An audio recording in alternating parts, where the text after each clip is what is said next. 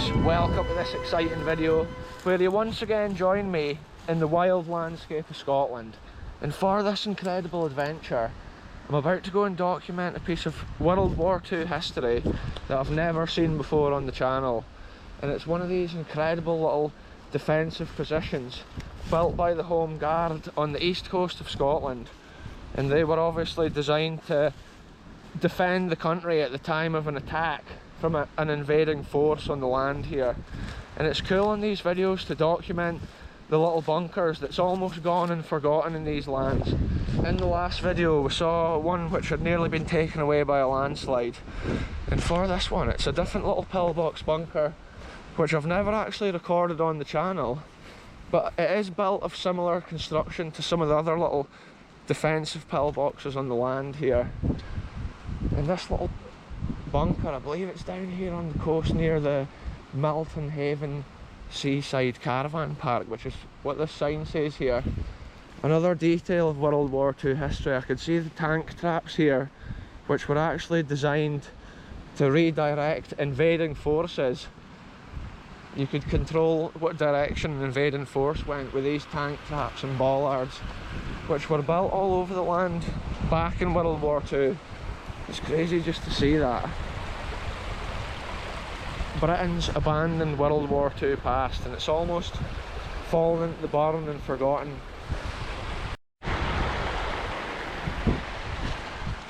I was just getting a couple of photographs of that there, folks. Let's keep this adventure moving.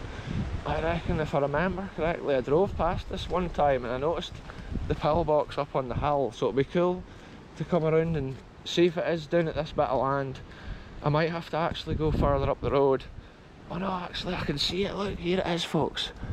World War II defensive position on the hill. You have to imagine back in the war, this caravan site would not have looked like this obviously. And this would have been defending a strip of land in front of the sea, which was probably quite an easily attacked piece of land, and that's the reason they had the need to defend them like this.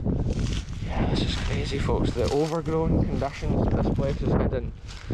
It's in this wild, ferny landscape right here. Wow, I'm gonna hit go up, hopefully I can get inside this one and document it. Never seen before on the channel, and that's what I love about history. Every week I like to at least have one place that I've never documented before on a video, and it's going to be a struggle to try and get up here, I believe. I think I just need to go full send up this hill. It's proper slippy on these ferns. Yes, we've made it. Wow, what a cool little construction. I just love seeing how they built these back in the day. Pouring the cement into the wood, I should say. They had a wooden shape here of the bunker and they poured the cement in, and then once it hardened they took it away. The cement has obviously got thick rebar throughout it. Wow, look at that folks, I love seeing it. Probably the same Home Guard units built this one as the one that we saw in the last video, because this is a similar piece of coast but a few miles further up land here. But the cool thing with this one, we'll be able to get in this door here. Wow, just think of the units or whatever that built this and then defending it as well at a certain time. Wow, it's proper muddy and slippy here folks. Let's check this out. Oi! Yeah, there's a little bit of water on the floor, but it's solid concrete and it's got drains. Whoa, see the noise of that? When the wind gusted, it made an extreme noise. The force of the wind today folks is just immense. It's the sort of strong wind you only see a few times a year. So even though we've seen similar pillboxes and bunkers on the video before, it's still cool to come and see this one for the first time. I had only ever noticed this one from the road height, so it's cool to come into it. Look, it's actually the home for like the wee birds nowadays, the swallows. They must come in here nesting in the spring throughout the summer, and then this would have been looking out originally over the sea. Nowadays this caravan site, which most likely owns this land here, and it owns the bunker, and shout out to them for leaving it on the land here and not destroying it. The way these bricks are, it's almost like it was just put in yesterday.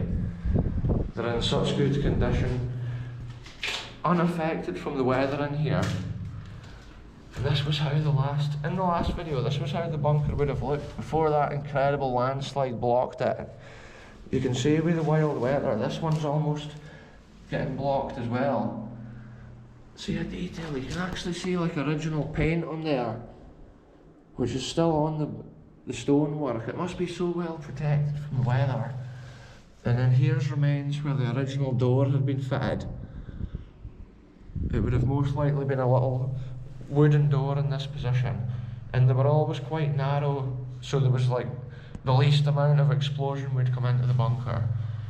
Yeah, look at this roof, folks. You can see how the wooden grain's still on there, just like the day it was put in. Another cool detail, I can see differences.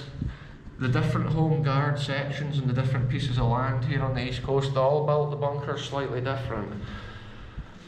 And it's cool to see that, because I've seen all different types of roofs. Sometimes even like asbestos sheeting. But look, oh, there's an amazing detail up on the roof, folks. Check that out. Look at the torch up there, folks. Look at that, there's a piece of the original wood. It's still stuck up there on, like to the cement. Obviously the acoustics in a place like this are terrible for the voice echoing. But it's cool to document the history anyway, folks. Look at the wood up there. You can see the little bits, the little white bits. 1940s tree. And then the cement floor. Yeah, what a special place. Same as the last one that I explored as well. You can see these holes, which would have been where the bolts were through, holding the wooden shutter in position until the cement had hardened. And then within the structure, there's thick rebar to give it extra strength. Just like this internal wall, it gave the bunker extreme strength on the roof, but also it deflected any blasts and stuff which may have come in to the bunker. Anyway, this has just been a mad little adventure. Another piece of World War II history documented on the channel. And I've never seen this one like explored on YouTube before, so it's cool to get these locations which are like hardly seen, hardly documented. And just think of the folk that built them at a time of terror and uncertainty as to the outcome of the war. And I just love the character of the cement with a place like this. The concrete, a proper defensive position in the land. Yeah, it's just magic. It's been a cool adventure today to come up the coast. I've got an absolute mad, crazy mission to get back out of here, so stay tuned for that. It's just been insane scenes here today to come to this. If you saw the last video, you'll know how I actually got here. I was probably like about a mile up the coast there, and there was another one of these bunkers. I thought it's cool to put this in on a separate video, again, to individually document the history of this structure and how it was defending a certain piece of land at a certain time. Yeah, these are so crazy to walk on, it's just mad. Look at the character of that, folks.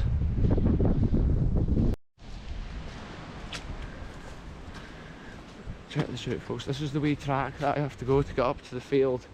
But look at the edge of it, it's got this wee hoosey. Look at the character of that for abandoned history of Scotland. Wow, this is unexpected, folks. It just goes to show you never know where these adventures are going to go. Wow, let's have a wee look in. I've got the torch for this one, folks. I love the little historical details of a place like this. Wow, look at the wee fireplace. Wow, everything's so rotted here and it's all flooded out. Look at that little fire. And then the window, everything's on its last level of decay. And this looks like it has had electricity. Probably in the 1800s this was finally done up and restored. And then at a certain time it was just abandoned. Yeah, I'm actually walking in between the woods, so I'm not going to ruin the structure. I was just looking to see what was here. This part of the house is actually a stone floor. Wow, this place is crazy. Imagine the little family just gathered round the fire. Wonder what the dead are. Like, you always wonder what conversations went on in a house like this. Look at the way it's painted. It's in great condition, really, even though it's fully gone. Some of the houses I go to are in far poorer condition than this. Wow, look at this fire. What an interesting little structure this is. Unexpected. Yeah, I love that little mantelpiece as well. Yeah, the old boiler and stuff's on the floor.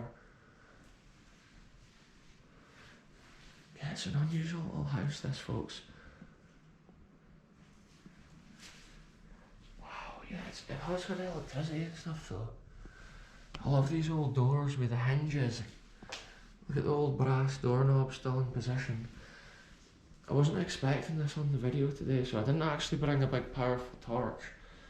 But at least we can see what we've seen. Look at the white with the almost turquoise skirting boards here. Wow, what an adventure, folks. What is this doing here? Oh, it's been like an old sink or something mounted there. And then that's been like a hot water tap. So this has been like the little kitchen kind of living room area, and they must have had like a little bed in the corner. Yeah, bits of the hearth. Incredible scenes of abandoned history once again this week on the channel, folks. Check that out there. Wow, this is just a madness. The whole electrical boxes and stuff. Yeah, check even the front door, look at the handle. It's proper sticking away on the end of that. And look at the lintel, it's fully gone there with that hole. It's had wooden lintels, which is obviously a thing which rots out quickly. And then the history gets deleted off the land pretty fast. Once the water gets in through the roof like that. It's been such a nice little house down in the hollow here at one time. Yeah, and then look at this, has this been a little stick or coal shed potentially? Maybe in the early days this was like a little outhouse, which would have probably been where they would have come out to relieve themselves originally. Oh yeah, look, there's a bit of pottery right there. What is this even made of? Is that old like gas bottles or something like that there? Look at that, folks. Still got like the lids and things on them. Yeah, there's a good few of them. That one's got a hole rotted through it. If they were pressurised gas bottles, I can only imagine the noise that came out of there when it first ruptured. Anyway, let's head on with this adventure. That's been crazy, World War II history. And then an old house which has probably been on the land here since at least the 1700s. It probably was thriving in the 1800s, maybe even with fishing and stuff in this area.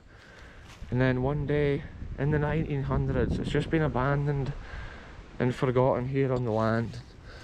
The way it's got that wooden lining, I love the character that gives it. And it's just such a cool little house. Even the way the tree and stuff there is growing up the front of it. It's the kind of place that just looks good from so many angles. It's just been a little bonus exploring this adventure. But the spontaneous adventures are always the best. That's why I love just walking somewhere that I've never been. Literally, I've had to come through the side of about 5 fields and stuff to get here. I could probably walk the main road, but it's like a super busy coastal road up there. Look at this. The way the trees growing into the sandstone bedrock here. It's like we're exploring a fairy tale wonderland. When you see a house like that, it's like visiting a post-apocalyptic Britain. Once all the humans have disappeared, that's what everybody's house may look like one day. And I believe I need to kind of go up this way. This is where I was when I did the intro to this video, and I've done a little circuit since then. It's been amazing to see how much history that we've actually uncovered. Anyway, I'm going to keep heading up here, folks, so I'll update you once we're further along on this wee adventure. Check it out, folks, I've now walked as far back along the coast as the beautiful St Cyrus Beach, and I'm kind of at the top of the cliff right now on the little pathy. Check it out, the wind is so extreme on this adventure. I've not been recording as much little details and stuff since we were along at the other end of that field. So down here on the beach you can see for the recent high waves and high seas we've had with extreme weather, there's so much like driftwood and different bits and pieces being washed up there at the shore. It's quite interesting to see. It's just a wild, vast piece of land, that beach there, and it goes for miles all the way up to the little estuary between St Cyrus and Montrose. There's like a little estuary, and then you can walk miles all the way up Montrose Beach as far as like Skirdy Lighthouse and, well, Ferry Dens at the far end there where Skirdy Lighthouse is, and the whole coast here of Angus and these eastern parts of Scotland. It's just beautiful. The wildness and ruggedness of the nature, it's always changing. To see what we've seen in today's adventure, it was so special. It's amazing how the spontaneous adventures almost, like, they always come up with the coolest little places, like that little cottage.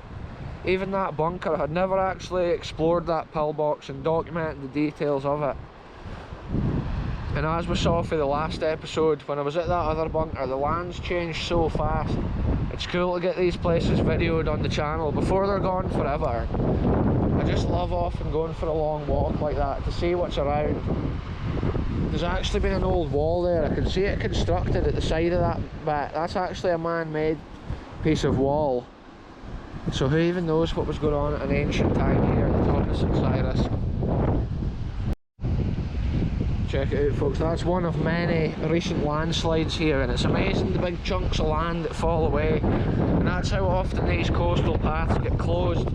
They become so dangerous and almost unrepairable at times. It's like, it's up to everyone's risk really to go on adventures in certain places, but that's a mad bit there, the quantity of earth that's been washed away.